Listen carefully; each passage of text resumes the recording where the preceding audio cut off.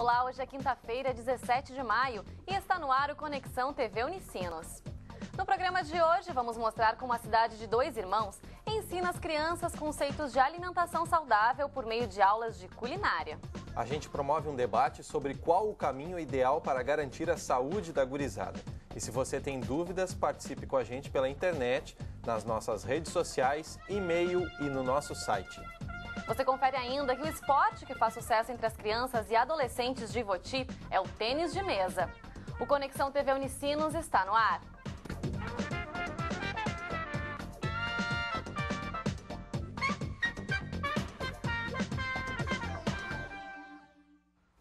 Os produtos industrializados fazem parte do cotidiano dos brasileiros, mas todos sabem que os conservantes que estão nos alimentos não fazem bem à saúde. Não fazem bem à saúde mesmo. De acordo com a Organização de Agricultura e Alimentos, órgão ligado às Nações Unidas, os alimentos processados ricos em sal e açúcar são os maiores responsáveis pelo aumento das doenças crônicas em todo o mundo.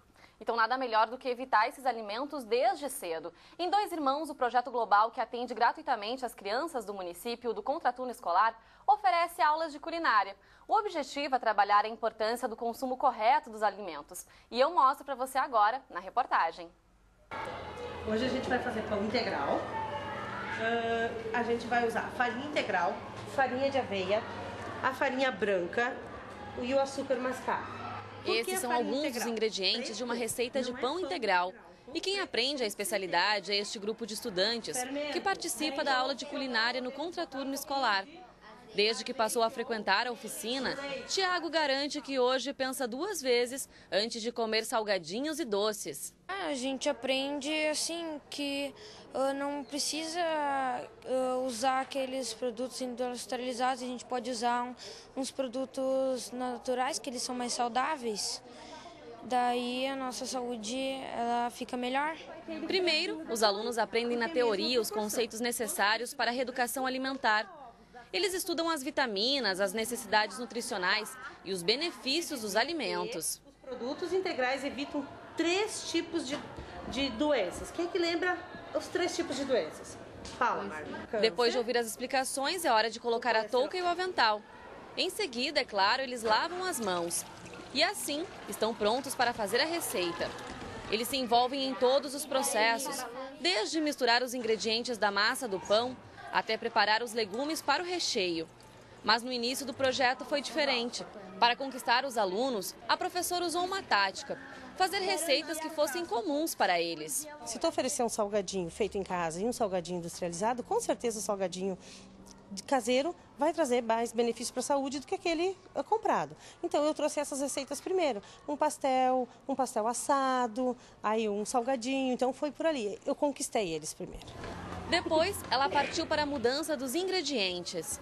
Voltamos a fazer receitas que já havíamos feito ano passado, só que agora com integrais, como um bolo de cenoura que a gente fez esse ano. A gente já havia feito ano passado, esse ano então veio com a farinha integral, com açúcar mascavo, então fomos mudando os ingredientes, fazendo uma troca dos ingredientes. Outra mudança foi em relação à parte prática. Antes, os alunos observavam o preparo. Agora, entram em contato direto com os ingredientes. Não adianta somente ficar na teoria e se ele não tiver a prática de saber que tipos de ingredientes são utilizados, da procedência que eles vêm também e do que eles podem fazer com isso. Então, nós queremos que essa oficina contribua para que eles levem na prática do dia a dia. Para os alunos que participam da oficina de culinária, colocar a mão na massa faz toda a diferença. E eles garantem que essa parte ajuda a entender melhor por que é preciso evitar os produtos industrializados e qual o valor nutricional dos alimentos. E o que é melhor, depois de fazer a receita aqui, fica muito mais fácil levar o aprendizado para casa. Eu estou aprendendo a comer bastante alimentos diferentes. As receitas que a gente faz aqui, eu faço em casa, eu falo para minha mãe. Eu estou aprendendo a comer os alimentos que eu não comia antes, que eu não gostava, e a fazer os alimentos e A gente copia as receitas para fazer em casa. A ideia é uma reeducação alimentar, não de momento, mas permanente. Exatamente, eles estarem levando para dentro de casa uma rotina um pouco mais saudável, estarem incentivando seus pais também, né, para futuramente não formar uma população obesa, porque a gente já vê no município obesidade nas escolas, uma prevalência bem significativa, e a ideia é essa, trabalhar com prevenção, né, para poder estar trazendo uma vida mais saudável para as nossas crianças, para as famílias dessas crianças. A diferença fica clara. Salgadinho, sorvete, tomava refri, agora não, eu tomo suco, leite, como feijão, arroz, essas coisas. E mais uma receita da oficina faz sucesso entre as crianças. Muito bom. É verdade, essa é uma ótima iniciativa, afinal é muito mais prazeroso e divertido aprender a se alimentar bem colocando a mão na massa. Além das aulas de culinária que existem há 4 anos, o Projeto Global oferece outras diversas oficinas no contraturno escolar. Mais informações pelo telefone 3564-7716. E quem acessar a nossa página no Facebook poderá conferir o recado que a professora de culinária deixou para as mães. E a receita do pão integral que nós mostramos na reportagem também está lá, né, Chico? Tá lá sim, coloquei agora há pouco. E é interessante ver que esse tipo de iniciativa que ajuda a superar questões como a que eu trago agora. De acordo com dados do IBGE, quase 50% dos adolescentes comem fora de casa no dia a dia. E entre os itens mais consumidos na rua estão salgadinhos fritos ou industrializados, pizza, refrigerante, batata frita e mais um monte de coisa. Hábitos que podem causar excesso de peso, problemas cardiovasculares, diabetes e aumento da pressão arterial, Vanessa. Pois é, Chico. E outro dado do IBGE também apontou um dado preocupante. Nos últimos 20 anos, os casos de obesidade entre crianças quadruplicaram. Um alerta aí para que os pais prestem mais atenção na alimentação e na saúde dos filhos.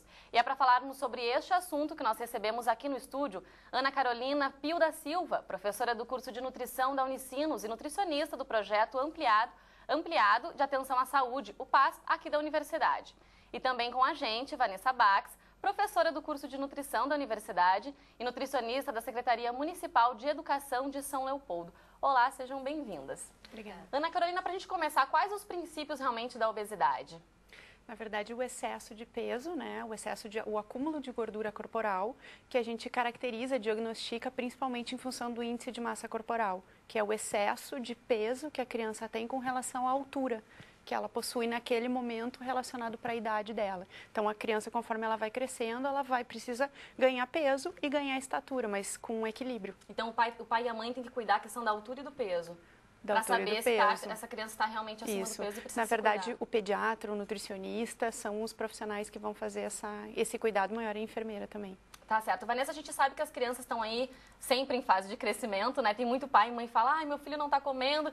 E dá-lhe tocar comida neles também, né? Como é que o pai e a mãe eles podem fazer esse controle e saber que realmente a criança já está saciada, ela não precisa comer mais? Na verdade, a criança tem um grande controle em relação ao que ela precisa comer, né? Ela é a maior conhecedora da sua necessidade. Claro que a gente tem alguns casos que não fica, que a criança acaba tendo uma rejeição ao alimento e o pai precisa controlar. Mas a gente tem que escutar muito as crianças e saber quando é o limite delas, né? E hoje em dia a gente tem muito mais essa questão de estar querendo forçar a criança a comer, tá querendo que coma de tudo, coma tudo que tem no prato, né? E as crianças estão cada vez acima do peso. Então, na verdade, a gente está exagerando na quantidade que a gente oferece na maioria das vezes. Professora Ana, quais são as consequências da má alimentação na infância? Eu lembro que tinha alguns alimentos que eu não comia de jeito nenhum quando era criança e não como até hoje. Isso aí influencia muito no gosto para comer coisas saudáveis quando tu vira adulto? Influencia diretamente. Na verdade, nosso hábito alimentar ele começa a se formar na infância, porque na infância tu começa a aprender a conhecer os alimentos quando tu começa a consumir esses alimentos. Quando tu começa com esse hábito alimentar na infância, que ele já tem o excesso de açúcar ou o excesso de sódio, tu habitua o teu paladar a que tu esteja mais acostumado a consumir alimentos com mais sódio e com mais, que é o sal, e com mais açúcar. Quando tu cresce, te torna um adolescente, um adulto ou um idoso, no momento que tu não ingere ingeriu não conheceu esses alimentos, frutas, verduras, são as fontes de vitaminas e sais minerais. Quando tu tenta consumir esses alimentos em outro momento, ele se torna um pouco mais complicado. E as consequências disso a longo prazo, desse déficit de consumo dessas vitaminas e dos minerais e do excesso do consumo de açúcar e de sal, são as doenças crônicas. Bom, o Chico, ele deu o depoimento dele ali. Professora Vanessa, posso dizer que no meu caso, quando eu era criança, eu não queria comer nada, absolutamente nada, mas depois, na adolescência, eu comecei a pegar o gosto. Realmente, hoje eu como de tudo. Isso também pode ser um determinante, porque é uma fase da criança, depois ela vai começar a comer, os pais também podem se apegar a isso para não se preocuparem tanto? Eu gostaria de complementar também a fala da Ana, claro, e vou responder a tua pergunta. Por isso a gente tem nas escolas insistindo tanto com certos alimentos, né? A gente colocou há 2 anos atrás aqui em São Leopoldo o arroz integral, que não é de hábito, né, das pessoas. Não é de hábito da maioria das pessoas. Da maioria das pessoas. Das então, no início, tinha muita rejeição, né? E aí, a gente está jogando alimento fora, como é que fica essa questão? Mas, com as crianças, a gente tem que insistir, né? Tem muitos estudos que mostram 8, 10 vezes o alimento ofertado para a criança poder dizer se gosta ou não gosta. Então, a gente persistiu no arroz integral, né? E ele continua até hoje nos cardápios e hoje já muito bem aceito, como verduras e frutas. Mas respondendo a tua pergunta, tem também uma certa idade, quando a criança começa a ficar independente nas suas escolhas, que é uma forma de mostrar para os pais a sua independência ou de ir contra o que os pais estão querendo, né, que o filho faça. A gente começa, o que o pai diz que é bom, eu não faço, né? E aí depois na adolescência começa a perceber o quanto aquilo é importante, da necessidade daquele alimento e que aquele gosto é bom, e aí acaba consumindo, como foi o teu caso, né? Agora, ser radical também não adianta, né? Não faz efeito nenhum. Não é isso que a gente espera. Eu sou da ideia que a gente pode comer de tudo, só que não tudo e nem sempre, né? O problema é que os industrializados é que estão sendo o nosso hábito, né? E a gente tem que reverter isso. Não é que a gente tenha que deixar de comer, mas não pode ser ele a fonte principal de energia na nossa alimentação, né? Bom, daqui a pouco a gente vai querer saber mais detalhes, então, porque agora a gente faz um rápido intervalo. Na volta do Conexão, vamos falar mais sobre alimentação infantil. Se você tem alguma dúvida e quer participar desse assunto, envie seu e-mail para conexãotv@unicinos.br ou entre em contato através das nossas redes sociais, facebook.com/tvunicinos e @tvunicinos no Twitter. A gente já volta.